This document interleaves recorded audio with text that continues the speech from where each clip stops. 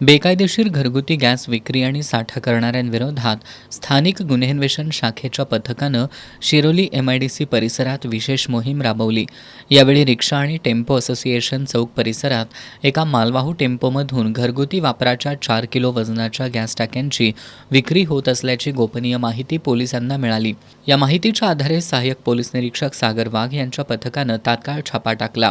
कारवाई दरम्यान टेम्पोमधून 4 किलो वजनाच्या 38 घरगुती गॅस टाक्या आढळून आल्या. चौकशीत या टाक्या शिरोली एमआयडीसीतील कामगारांना विकण्यासाठी आणल्याची माहिती समोर आली.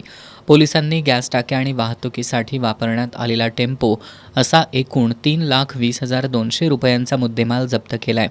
या प्रकरणी मयूर संतोष भरणकर, महम्मद वसीम सईद खान आणि मोहित सुरेशचंद्र गुप्ता यांच्यावर शिरोली एमआयडीसी पोलीस ठाण्यात गुन्हा दाखल करण्यात आलाय.